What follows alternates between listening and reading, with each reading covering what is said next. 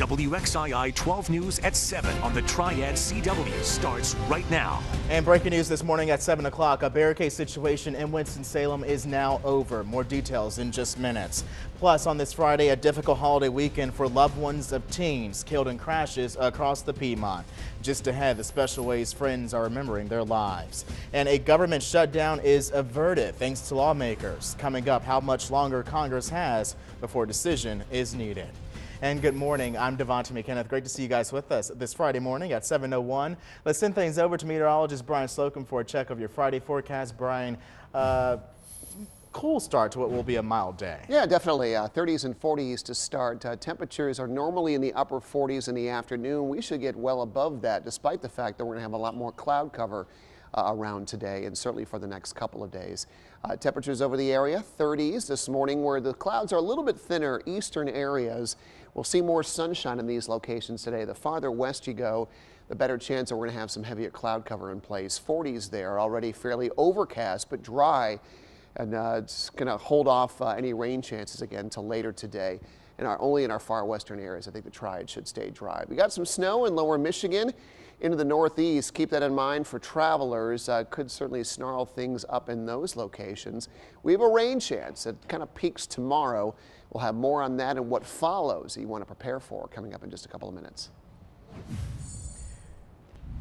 Brian, thank you. 7:02 this morning. I want to get back to that breaking news. Winston-Salem police have been trying to convince a man to surrender, and we've just been told that that situation is now over. They blocked portions of 14th Street at Cameron Avenue. Our Bethany Moore is there right now trying to get more details from Winston-Salem police. But as of right now, we know that situation is over. We don't know the extent of what happened. But of course, as soon as we know, we will let you know. Happening now, North Surrey County High School students are dealing with the loss of 16-year-old Kristen Goins. She died on Wednesday as the car she was riding hit a tree. Classmates have been sharing their best memories on a memorial wall. They remember her as a happy girl with a passion for helping others. Eventually, Kirsten's family will receive these notes. Their principal hopes the wall will help students grieve. Very saddened and heartbroken. I'm sure that they're going to have their good days and bad days, and I think it's going to take all of us to help support them. Authorities say a 16-year-old student who was driving the car on Wednesday is now recovering in the hospital. And students at Southwest Gopher High School are remembering two of their classmates. Jacob Goki and Sammy Fady died in a crash in High Point last weekend.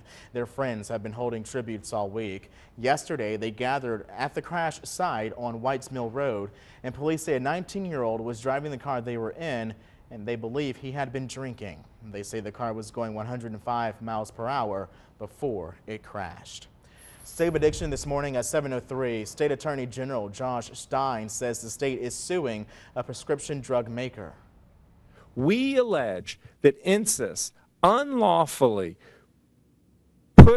pushed these powerful painkillers on North Carolina patients just to make more money. INSIS makes a spray form of fentanyl, which is an extremely strong and addictive opioid. The drug is meant for cancer patients with no other pain treatment options. Stein says the company gave illegal kickbacks to doctors who promoted and prescribed it to people without cancer. No comment this morning from INSIS so far. The Republican-led Congress nearly passed a temporary spending bill Thursday night, all to avert a government shutdown. It leaves disputes on immigration, health care, and the budget for next year. Jennifer Davis is in Washington this morning with more. Devontae, the president will sign the temporary spending bill today. There's a good chance he'll sign tax reform into law today, too. But lawmakers punted fights over many other big issues into the new year. With the clock ticking towards a midnight Friday deadline, the motion is adopted. Republicans in the House passed the temporary spending measure. The Senate followed after that. The motion to concur is agreed to. This stopgap legislation keeps the government running until mid-January. It's that continuing appropriations to make sure the lights stay on and the checks go out the door. The temporary fix also lets the GOP savor its big tax win and pushes a number of big issues into the new year when Democrats hope to have more influence. We'll have a relatively short time, a couple weeks, to finally do our work, the work we should have done the last 6 months. Congress will return in January facing enormous challenges on the federal budget, immigration, health care, national security, and $81 billion in disaster aid that cleared the House but stalled in the Senate. Members from both sides of the aisle complained about the pace of progress. I'm sorry to say that the United States Senate is now leaving town without delivering on its commitment to help Texas, to help Florida, and to help Puerto Rico recover. Republicans have been too busy passing the greatest tax scam in history rather than to responsibly fund the government. Lawmakers did find a temporary fix for the Children's Health Insurance Program, which ran out of funding in September, so that states facing budget shortfalls won't have to kick children out of that program.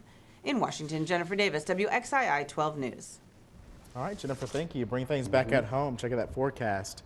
How's it looking, B? Looking pretty good. That's good. 30s and 40s. I think a lot of folks will like the upper 50s we have forecast today, especially a dry day. People got things to do. People got places to go. Shop. People got things to do. Things to do. A lot to do. A lot to do, yes, definitely. Let's get a look outside. You got temperatures in the area that are just above the freezing mark this morning. Obviously, the schools are out, so not a lot of bus stop waiting happening this morning, at least not with the kiddos. We have temperatures in the lower to mid-30s over much of the area. Underneath where the clouds are a little heavier, it's a little milder. Temperatures are closer to 40 over much of the region. We have a little bit of wet weather in coastal areas, a few clouds out west as well. Starting to see some wet weather beginning to move in over Texas, over Louisiana, lifting up the lower Mississippi River Valley. This is the front that's going to start to swing some showers our way by later tomorrow. It could begin as early as later today in our far western counties, but it's going to hang just west of us for quite a while. For folks who are traveling, keep in mind the Northeast expecting several inches of snow, especially north of New York City into much of New England, where we have the pink you're seeing showing our winter storm warnings. In fact, for all of Vermont and at least most of Vermont, New Hampshire, and parts of upstate New York, especially in the higher elevations of the Adirondacks, the Green and White Mountains, moving up there. For a skier, you got to love it, especially if you're headed in that direction. We're just trying to drive to Boston without any problems today. Not only is traffic going to be an issue, but weather can complicate things up there as well as you get close to your destination. Locally, though, no weather-related issues. A lot of cars on the roads already, though, this morning. Temperatures expected to reach the upper 50s this afternoon. Southwest winds at about 5 to 10 miles per hour. Wilkes, Yakima into parts of Surrey County, perhaps eastern Allegheny County. Temperatures should just get into the mid 50s rather later today. Rain chances are going to be limited, but still a 30% chance for a passing mountain shower today after a high of around 54 degrees this afternoon. That rain kind of eases in and just hangs up there for a while.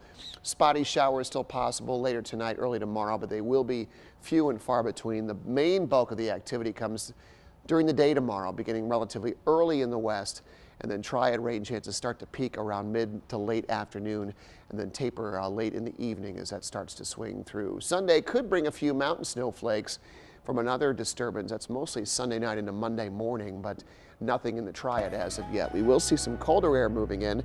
Highs in the low to mid 40s beginning Christmas Day and lows in the 20s by week's end. Brian, thank you. 7:09. Back to that breaking news in Winston-Salem. Police have convinced a man to surrender to their authority. They've already reopened 14th Street at Cameron Avenue, and that's where we find Bethany Moore live this morning. Bethany, what's the very latest with this developing story? Yes, I just got done talking with police who said that they have one man in custody that barricaded himself inside that home. We know his last name is Gaither, and he was wanted on a felony warrant. That's why he ran whenever they pulled him over for that routine traffic stop. We know that he ran into a home that was not his. It's a home that was right over this hill over here. We know that the homeowner was inside when he ran in. We're told that that's a man that was over 40 years old. That man is okay. That's the good news. Police said that they were able to get him out safely. They said that in this situation, it was actually resolved very calmly. They didn't have to use any tear gas, flash bombs, anything like that. What they ended up doing, they said it was just a very long negotiating process. They said it took them around 6 hours to convince that man to come out of the house. He, again, is now in custody. We're going to stay on this story and bring you more breaking details coming up. Bethany, thank you. Coming up next on WXII, a police chase taking a wrong turn in California. Just ahead, How many people ended up with injuries? Plus, parts of Southern California damaged within the last month, all thanks to those big wildfires, while the governor says they need President Trump's help once again. Good Friday morning. It is 7:10. We'll be right back.